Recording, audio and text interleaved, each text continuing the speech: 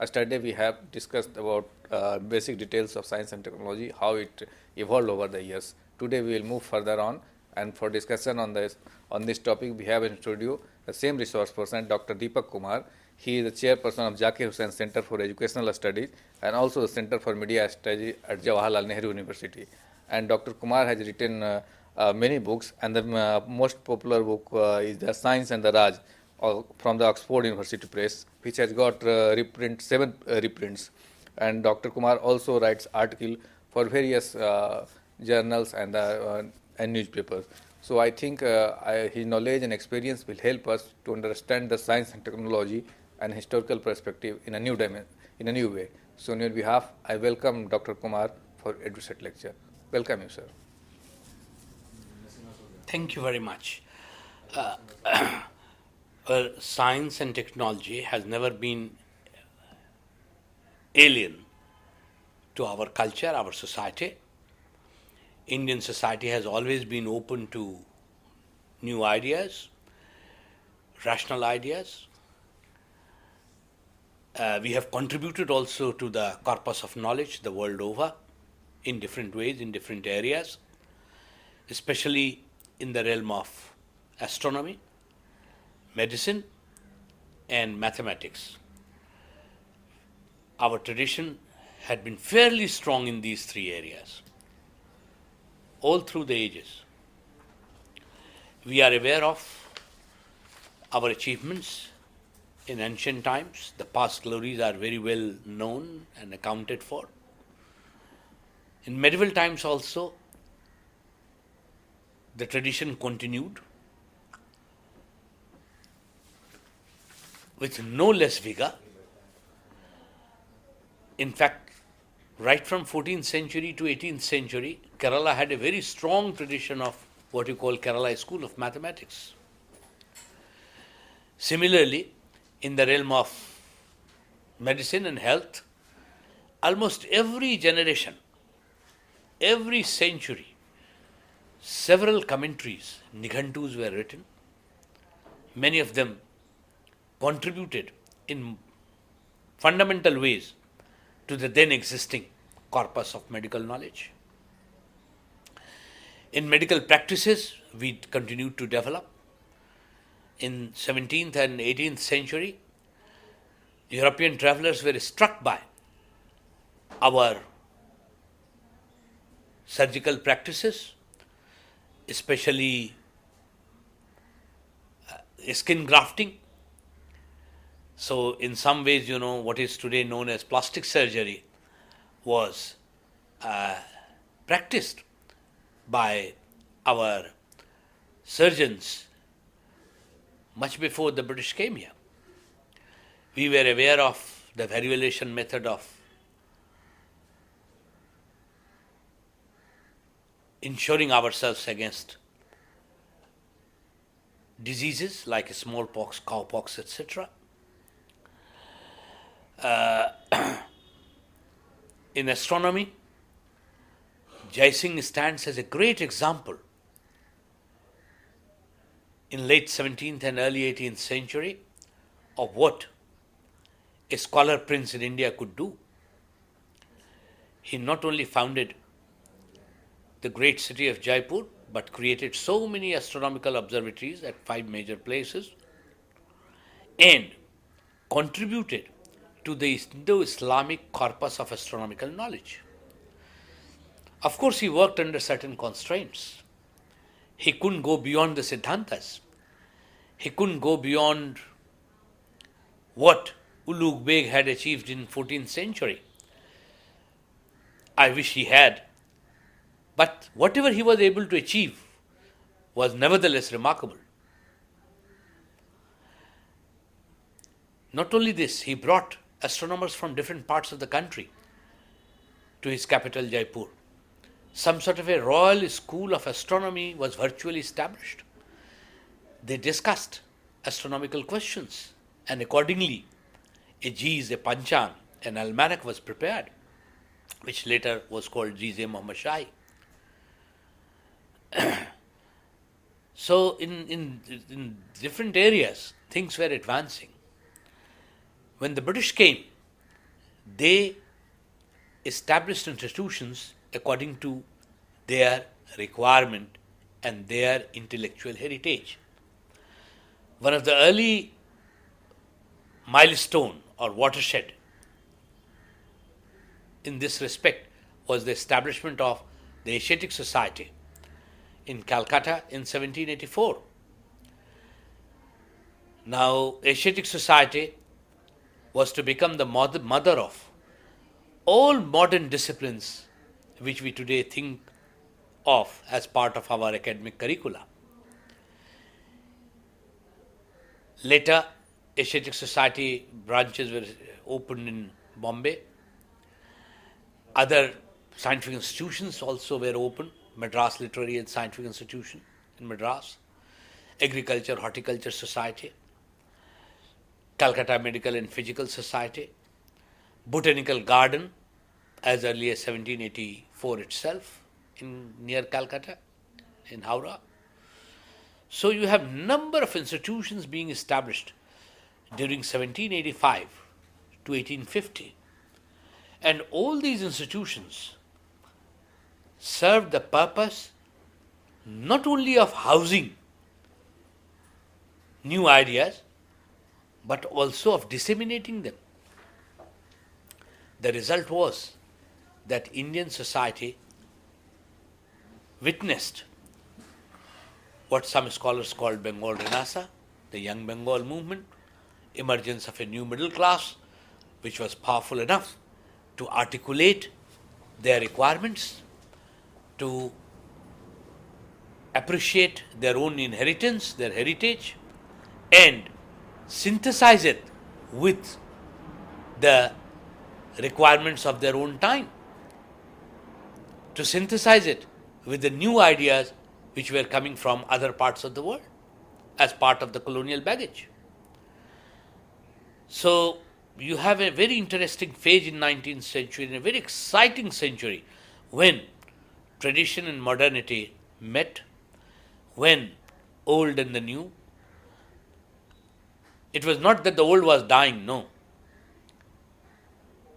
But both were being, older ideas and the new ideas, they were intermingling and producing sometimes synthesis, sometimes acceptance, and quite often rejection. So all this was going on, in which scientific ideas and new tools played important role. I give you the example of Calcutta Medical College, which was established in 1835. In that year, for the first time, a dead body was dissected in India. Madhusudan Gupta did it. When this taboo was broken, 7-gun salute was boomed from Fort William, Calcutta. There were many who felt elated. There were some who thought that this went against the tradition, and they felt that the city had been polluted. In fact, one of the very renowned local Vaidya left the city, probably in disgust.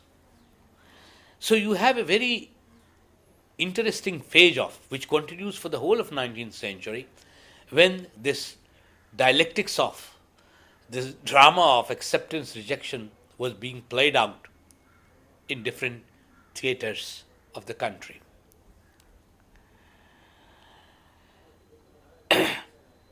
It was not easy to accept new all the time. However, both the colonizers and the colonized were trying to understand each other, were trying to grappling with the new realities. The result was that the country was virtually put in a boiling cauldron, boiling pot, and you'd see that you'd notice that the Indian society didn't lose out. We gained a great deal. Today, we boast of the biggest scientific and technological manpower. All the foundations, this was made possible because of the foundations which were laid in 19th century.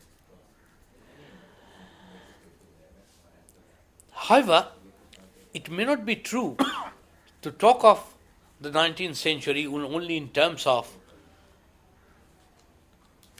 colonial development. Development is a tricky term. In fact, the British themselves seldom used it. In 19th century, the term used was improvement. And they always talked in terms of how the British rule had brought moral and material improvement among the subjects of India. Now, this they claimed in all official pronouncements that the British rule, paternalistic, benign, had brought so much benefit to. Even the scholars during that period accepted the regenerative aspects of British rule. Karl Marx himself talked about the regenerative aspects. But along with regeneration, there was a lot more was destroyed also in the process. What looks like development was actually beginning of underdevelopment. India probably had a better balance of trade in 17th and 18th centuries than it had in 19th century. In the name of free trade, Indian economic resources were very ruthlessly exploited. New knowledge, scientific and technological knowledge, was put to the exploitation, the commercial exploitation of Indian resources. Take the example of for geological works. Well, mineral exploitation before the British arrived here was at the minimum in medieval times, in ancient times. It is only used to meet the local requirements. But in 19th century, geology, which was itself a very nascent science in United Kingdom, in Great Britain and different parts of continental Europe, was immediately pressed into service in India. A geological survey of India was formed in 1854. People were trained, and Indian minerals were exploited, were utilized, exported to a huge extent. Similarly, Indian botanical resources in terms of cash crop, be it opium, be it indigo, sugarcane, etc. Here also, botanical knowledge was pressed into service to take the maximum out of Indian agriculture. Even the revenue system was introduced in such a way that it would guarantee or it would provide economic benefits in terms of cash crops. Colonies those days were also called plantations. Plantations meant that it had something to do with the knowledge of plants, with the science of plants. And most of these plantations had what is also known as plantation economy. They contributed to plantation economy. And the money which accrued, the benefits which accrued to different East India companies, Dutch, British, Dane, and others, Portuguese and others. So we would see that the knowledge of both botany and geology were pressed immediately into service. This was a very interesting situation. When new knowledge was utilized for economic purposes, and at the same time, this new knowledge itself was enriched through data collection, through new specimens, finding of new specimens, etc. These sciences themselves benefited also cognitively in terms of their own disciplinary growth. So colonial mandate was twofold. One, to serve the state by providing them with the economic wherewithal, and second mandate was to enlarge the frontiers of knowledge also, which they did very successfully.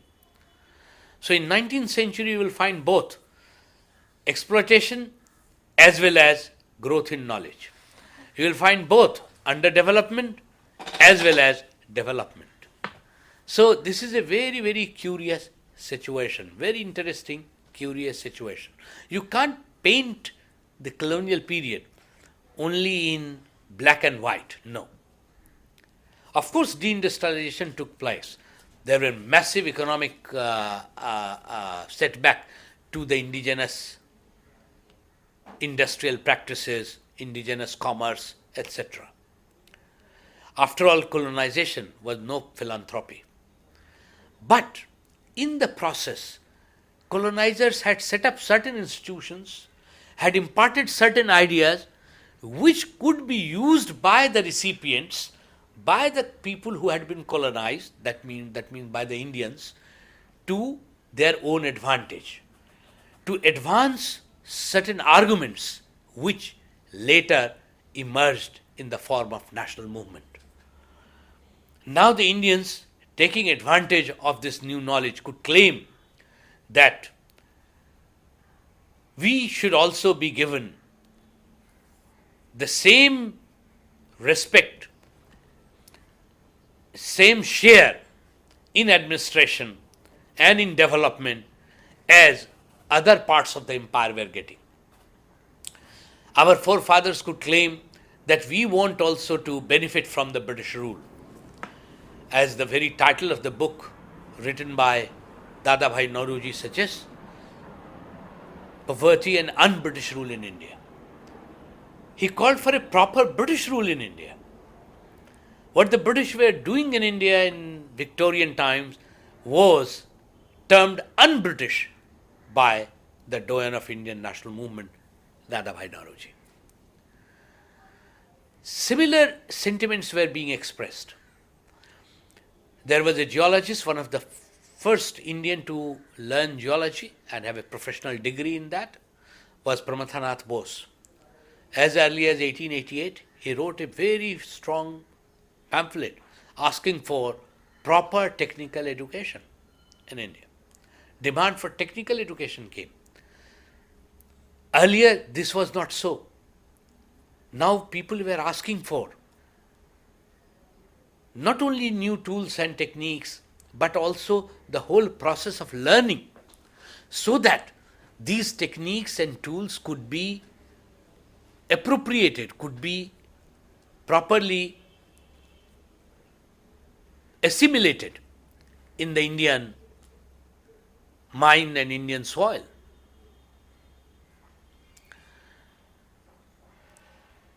Similarly, in 1890s, 1900 and so forth, you will see that this demand continued to grow and virtually resulted in what is known as Swadeshi movement of early 20th century, when people started clamoring for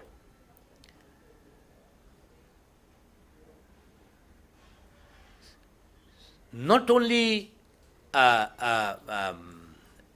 development and improvement, but development on their own terms. Swadeshi. Of course, Swaraj was not at that time the real goal, but self-reliance was definitely put self-reliance precedes Swaraj, self-rule. And what did self-reliant meant? It had economic connotation. It had technological connotation. It had a scientific connotation. How would self-reliance be achieved? Of course, not through chanting mantras, but by manufacturing according to new methods. So, so early 20th century saw enormous demand and awakening among the people about their own social and economic difficulties, and they wanted to come out of it.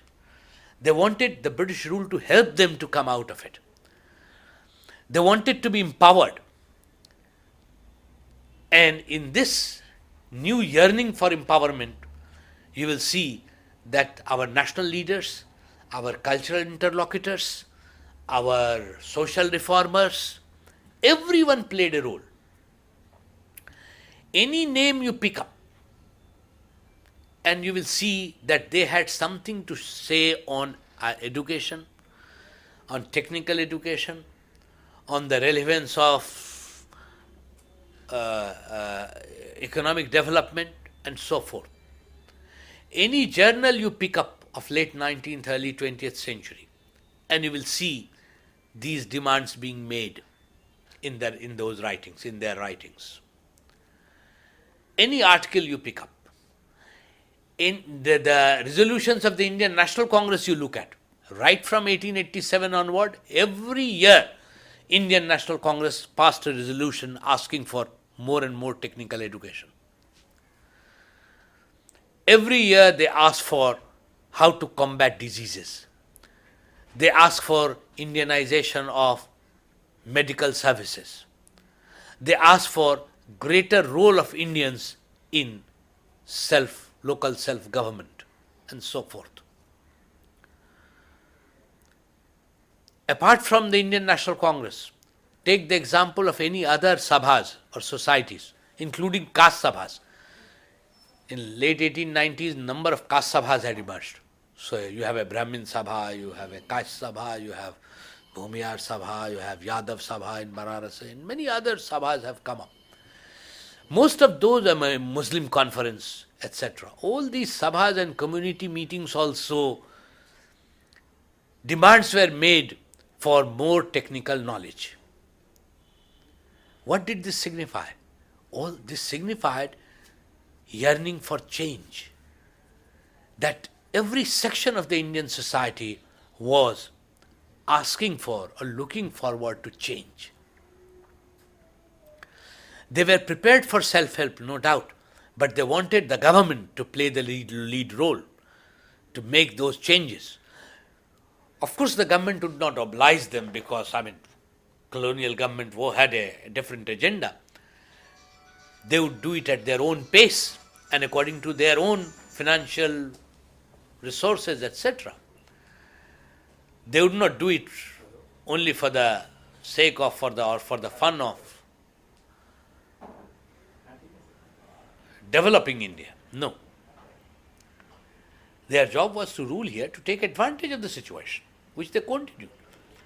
But of course, in the process, they imparted numerous benefits at the same time.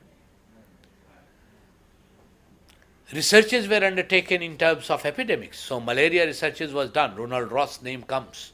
Despite great difficulty, it was a medical doctor working in difficult Indian conditions, Ronald Ross, who finally proved to the world that this deadly disease took place because of a particular vector, female anopheles.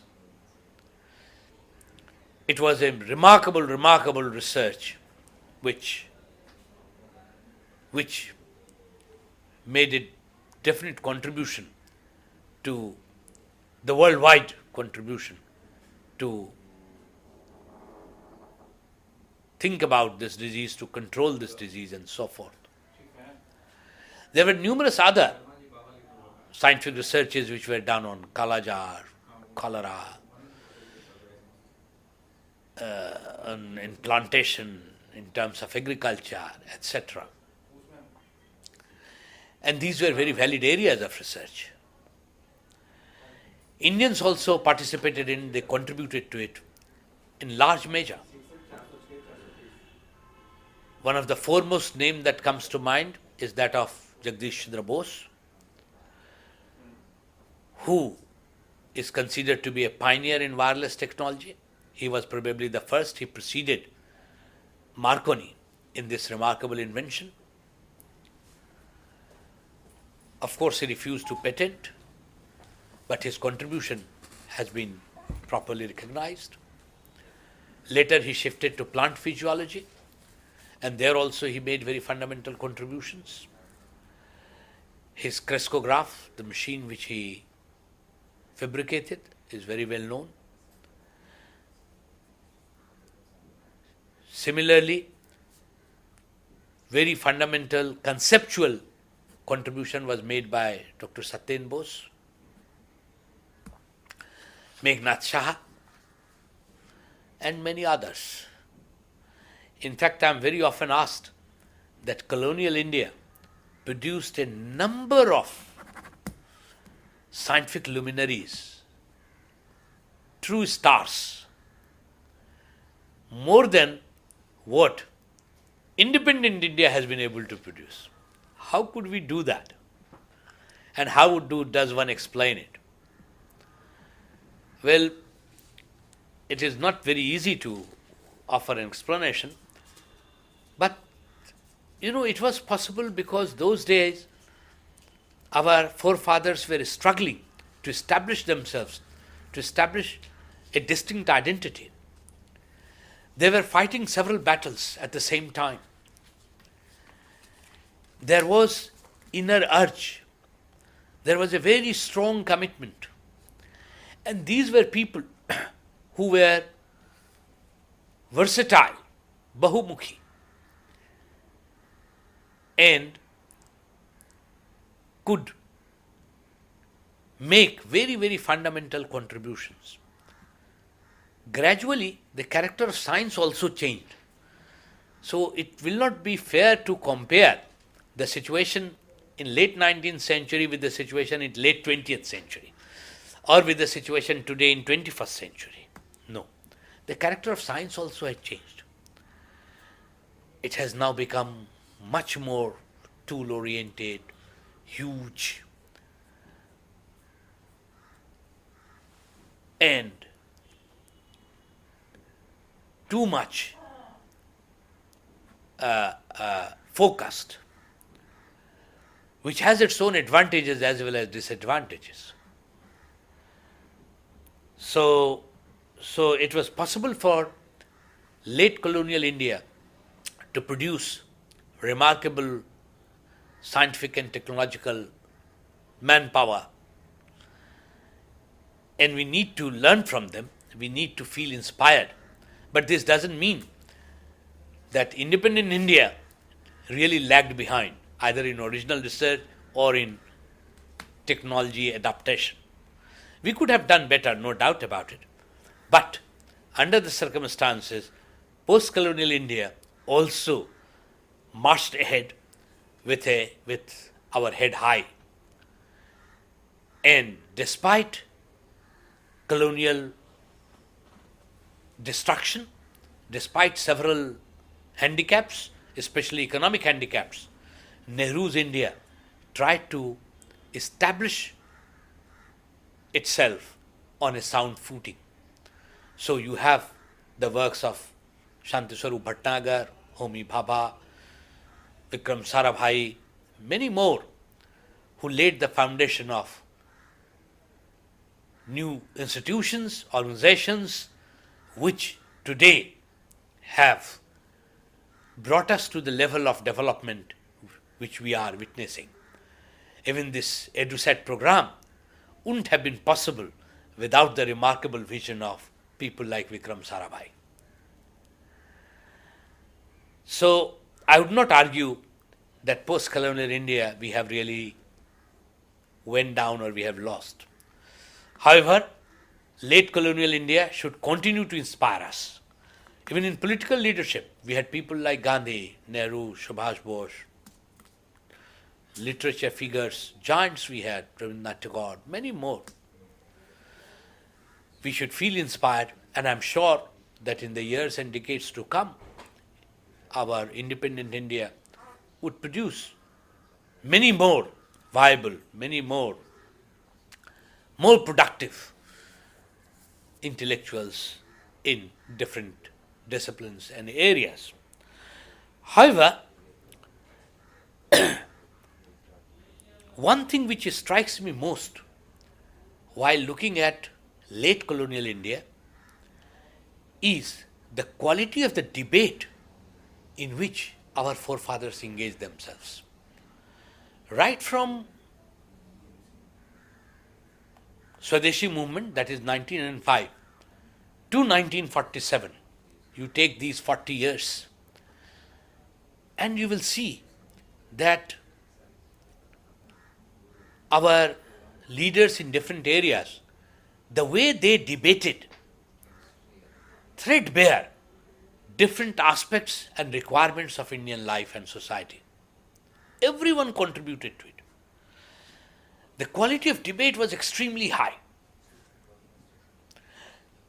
Not only in terms of their publications in articles, journals, pamphlets, etc., but also in terms of the debates in different legislative assemblies. Under the hierarchy, legislative assemblies had been established. There was a central legislative assembly was established in 1990, which later became our own parliament in 1950-51. You look into the debates from 1919 to 1947 in different legislatures, Bengal legislature, Madras legislature, Punjab legislature, central legislature in Delhi, on any given theme, be it agriculture, be it health, be it forestry, be it epidemics. And there you will see how, with so much of focus, with so much of homework, with so much of hard work, our forefathers were discussing these issues. And they were not only good in diagnosis, they were trying to provide certain solutions at the same time. So this was absolutely remarkable in terms of the quality of debate. Probably in post-independent India,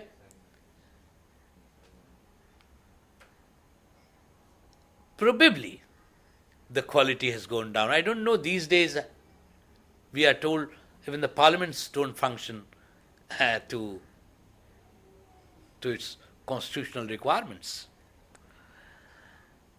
So this is what we need to learn from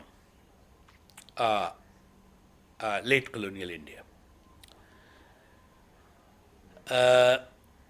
It was during this period that the term development comes to be used in almost every writing. In every 19th century, the term used was improvement. 20th century, the term used is development. Even the British government started using this term. So, post-1919 reforms, you will see that, the British government is, oh no, we need to improve agricultural situation in India. After all, India couldn't contribute to the war efforts during First World War because India didn't have the industries, proper industries to support us. British realized this, and therefore they constituted, in the wake of the Great War itself, what came to be known as the Indian Industrial Commission in 1916, which submitted its report in 1918 under the chairmanship of Sir Thomas Holland, who was a noted geologist of that time. Pandit Madan Mohan Malviya was a member of that committee. He wrote a dissenting note on this report. In the dissenting note, he made a scathing attack on the British policies, which he said was not at all development oriented, which drained the wealth of the country, which was not geared to the development of the people, which didn't provide us with proper education. It gave us the education which could produce only clerks in the country, in the Macaulayan fashion, and so forth. More than 100 pages of dissenting note, and this is still, to my mind, remains a remarkable document. In fact, even in independent India, we have not been able to fulfill the dream of Mahamana Malviya. Many things which he talks about still remain a desiderata. Similarly, look into other reports which were commissioned and published. Royal Agriculture Commission 1928. Then you have in 1937 Indian National Congress establishing National Planning Committee.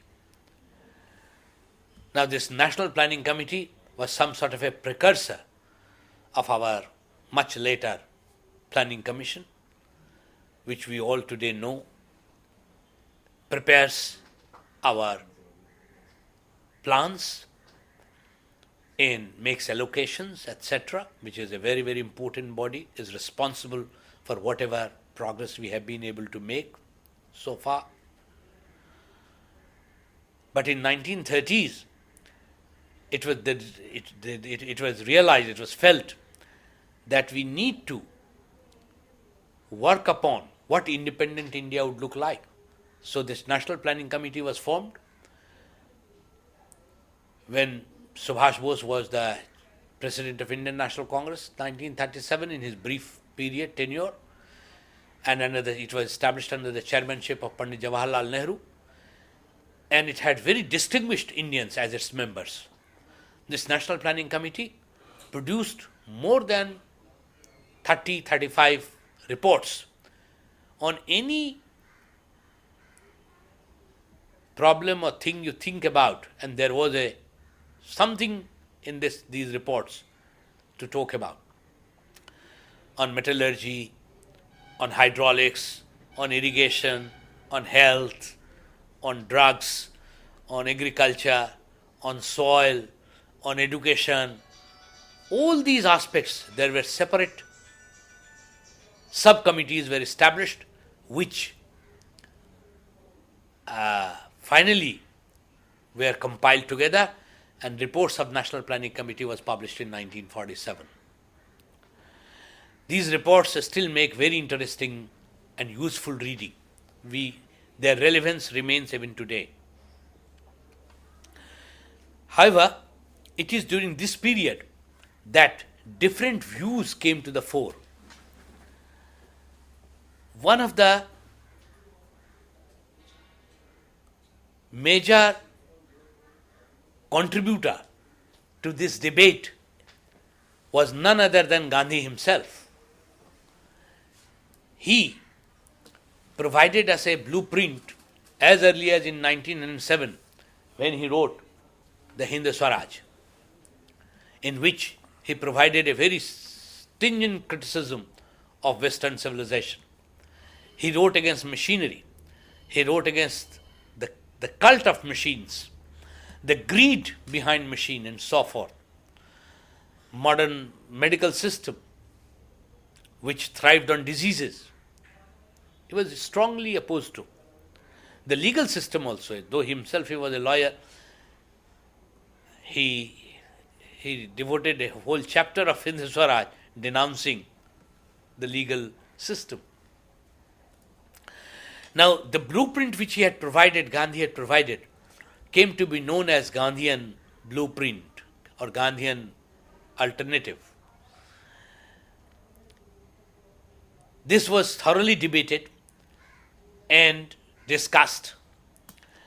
Gandhi, as we all know, was the unquestioned leader of our national movement, but all his ideas were not acceptable to even his closest follower. Even Pandit Nehru differed with him. and both differed in friendship. Pandit Nehru made it very clear that independent India was not going to accept Gandhian economics and Gandhi's views on tools, techniques, etc.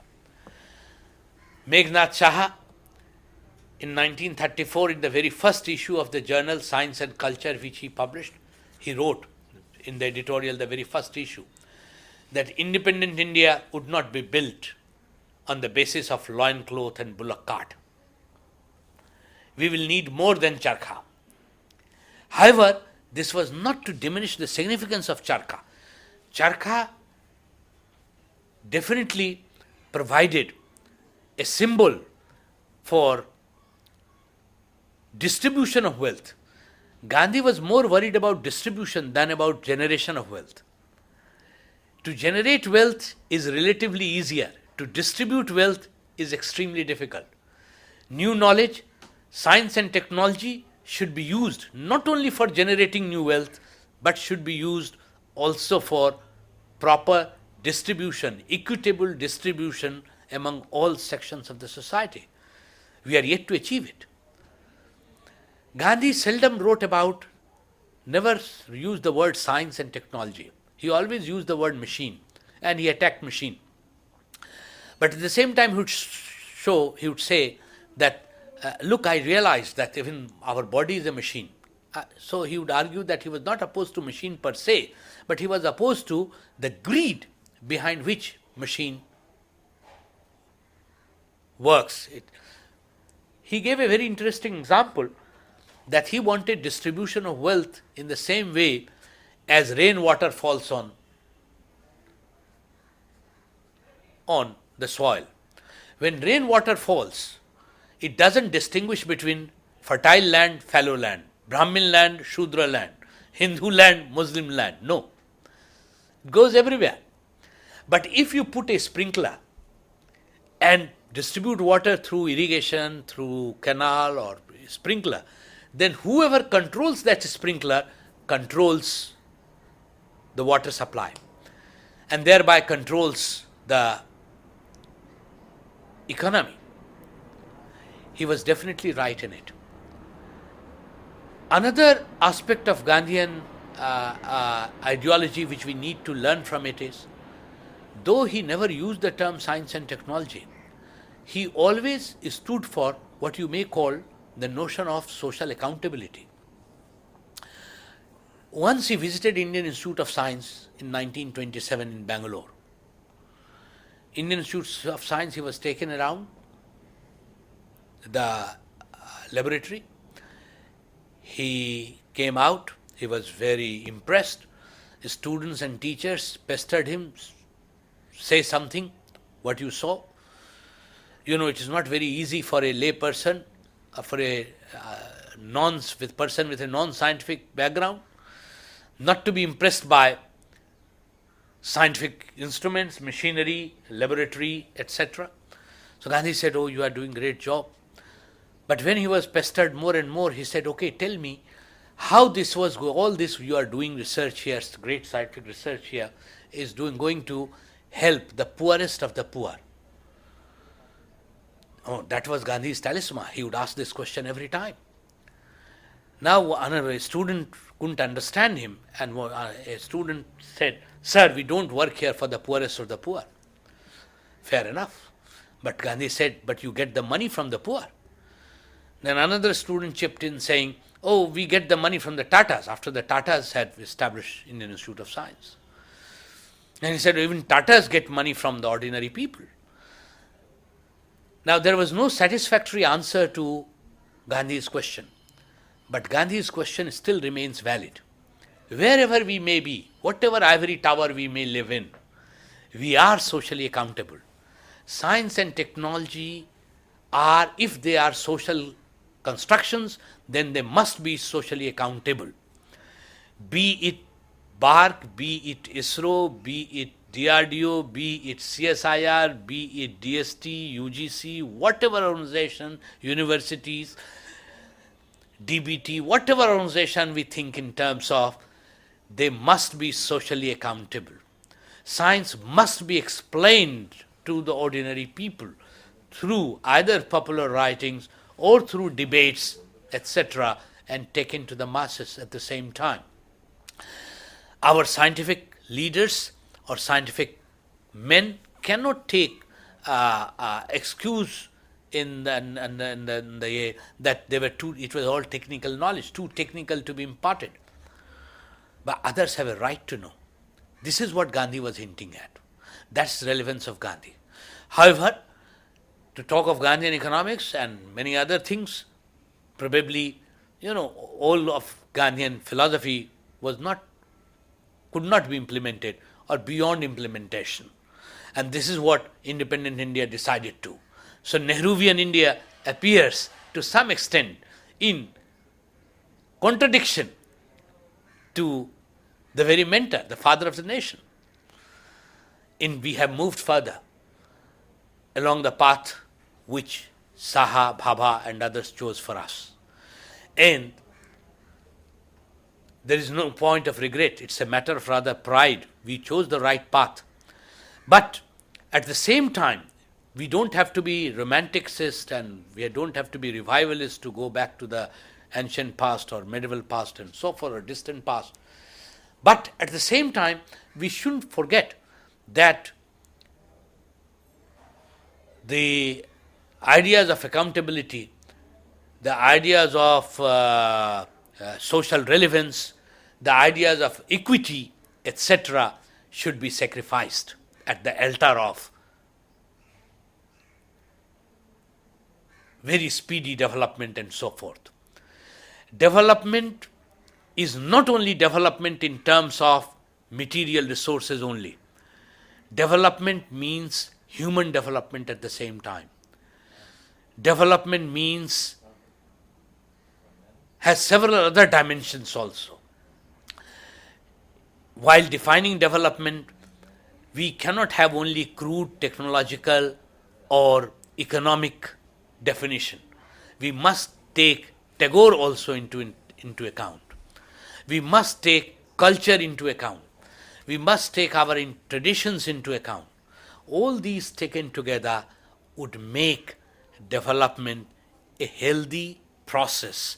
And in this process, science, technology will play a very vital role, as it has played in earlier times as well as in other societies.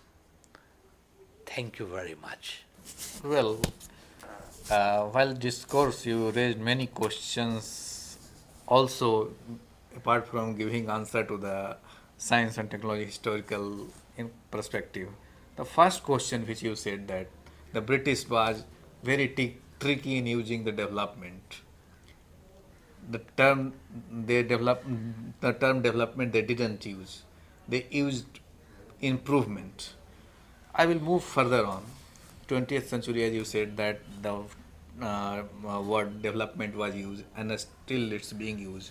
We will add one more thing. It's now a development, but inclusive growth.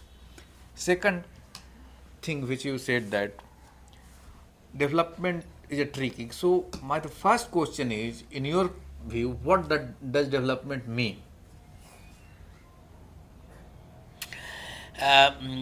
Virtually I ended on this note only when I said that development is more than an economic process. Development means ensuring greater happiness to maximum number of people. Like it is being done in Bhutan, NNP, National. That's a very remarkable concept. That's a very interesting concept. NNP. Yes, but And France has recently done yes, GDP. Yes, that's right. In many places, I mean, we should go by the what you call not consumer index, etc., but by happiness index. Yeah. How happy our people are, how nourished our people feel. So why not that kind of thinking is going on in India? We see the three framework. First was the industrial development in the era of Pandit Jawaharlal Nehru, sustainable development in the era of Indira Gandhi, then the technological development in the era of Rajiv Gandhi, in the era of Manmohan Singh, we find the globalization, but now he has come back to the globalizations. So why Yeah, not that? you have rightly put different eras and different leaders appear as they have been. Actually, it is not true because most of these eras have intermingled. It is not that Pandit Nehru was not in favor of sustainable development. That is true, but the You know, these are characteristic, a dominant figure of the feature of the time. Gandhi never used the word environment, but that doesn't mean he was a green leader. He was a green thinker, no doubt in my mind. He was probably one of the finest environmentalists you can think of. So they were all for. So all these ideas which we talk today had been there in different points of time. In the years to come, I do hope that we will think in terms of happiness, etc., as our as the growth takes place.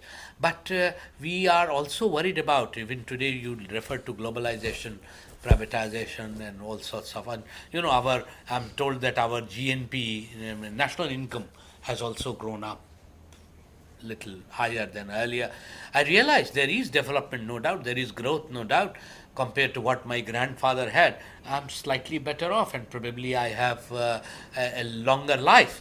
The longevity has grown, child mortality rates have gone down, literacy has grown. So there is a lot more to say in positive terms. But it's a huge country, and we have to go a long way. We are still far behind. And some of our policies may help us, but many of our policies may not. We need to be continuously to be cautious about these things. Right. So let me put it this way: post-colonial India inherited something. So what were the strength and what were the weakness we had started at the time of independence? The strength was the quality of leadership, unbelievable. They were all, they came out of the firmament of national movement. So impeccable, remarkable people. And that's what, if you compare it with today's leadership, you will see there is a huge moral difference. Today we have taken corruption as granted.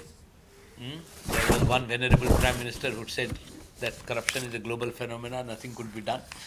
Nothing could be done. Yeah, this is what Mrs. Gandhi once said. But before her, nobody would say that. Before her, nobody. Corruption was not that acceptable term in 1940s, even in 50s. No. Today, even children, they use it as if it's part of their day-to-day vocabulary. I mean, this is absolutely. I mean, the decadence is awful, and it has no historical precedence. No historical precedence. So this we can learn from previous year. So the strength was character, as I said. Another strength was educational system, very, very strong educational system, and several institutions which the British had established, which the Indians had established. These institutions served us well. And weaknesses were definitely economically we were absolutely pauperized. At the time of independence we had nothing. We went with a begging bowl. We asked other countries to give us PL 480. I remember myself growing up on PL 480. Milk was coming, powdered milk was coming from Denmark. And as a school child in 1950s, late 50s and early 60s, I used to be so worried that in the class book it is written that milk flowed in India. Doodh dahi ki nadi bahti hai, Krishna ka desh hai. And this powdered milk was being given to us. So I couldn't reconcile this almost This was happening because there was nothing in the country. There was no economic base on which we could build up. So Pandit Nehru must have faced great difficulties. And under those difficulties, now I appreciate how much we were able to achieve. Today you talk of foreign exchange. Today it is easier to talk of this reserve and that reserve and the bank doing this and all sorts of Sensex coming up and down. But the reserve of character, reserve of the quality which you talked about, that has been We have lost there. We have gained at some point, but we have lost in some other areas. So there are strengths and weaknesses, but I'm still not despondent. If we look back and learn from the past, we will move ahead. Who are the factors? What factors you feel that have failed to strike the balance between both? I think lack of proper education. I'm not saying this because I'm an educationist by profession, but because proper education, educational system in India somehow suffered after 1970s. In the decade of 70s and 80s, it has started declining. And in the name of excellence, we have created few institutions which are of course excellent. But these are oases. How can oases survive in the middle of desert? Look at our state universities, look at our state schools. The quality is abysmal. You can't have only run the whole country of 1 billion with the help of 10 IITs or one JNU and 10 AIMS and like this. This is a 1 billion plus You rightly population. pointed out, JNU was created in 30, 40 years back. Why not we created more such institution in the country? You are in JNU, so you know better. well, what we did. I'm all for new institutions to be established, but sometimes what we do is when we establish new institutions, we neglect the established ones. We need to strike a balance between both. We had Allahabad University, Patna University, Osmania University, Lucknow University. These were great centers of learning. We have neglected them. And in the name of excellence, we have concentrated upon few universities which are so-called central universities. Now this dichotomy has to end. And nowadays, our government has established 16 more central universities. And They are that the going total to number has become now about 40. 14 now. They will keep on establishing new universities, but that will not serve the purpose. I tell you, we have to maintain the earlier ones also. We have to improve their condition also. Because if we keep on only creating new ones, the result would be after 20 years, they will also go down. Is it because of this education is a subject of concurrent list? That's why. We shouldn't go into the legalities, constitutional legalities. Society, nation is much bigger than. Whether it is state subject or union subject, we need not wrangle over it. It's Because foolish. At the time of expenses, at the time of No, guidance. it is foolish. I mean, we can afford to buy a several $billion worth aircraft carrier, which is 30-year-old, partially burnt and refurbished for our purposes. But we cannot maintain our universities, our educational institutions. I don't think so. We can spend billions and billions of rupees on one scam or the other scam, on this spectrum or that spectrum, and educational spectrum is completely ignored. How can we do that? If we do it, we do it only at our peril. Who you blame? Either I blame my own self. either academician or politicians. No. It is your own self. Nation is, it's not the blame game. We shouldn't indulge in that. We shouldn't. After all, nation is, we are the nation. We the people. Right. We the people. Therefore, all of us must share it and must look into it, must redraft our priorities. So, well, friends, as Dr. Kumar said that we all are responsible. It's our responsibility to make the nations, to make the law, to maintain what the existing institution, existing things we have. Only then we can come up with the agenda, come up with the new ideas, and come up with the blueprint which will surely make the nation a nation of proud. So with this word we will conclude the lecture here, and on your behalf I thank Dr. Kumar for enlightening us with such a wonderful lecture, and I also thank all of you for watching the lecture. Thank you very much.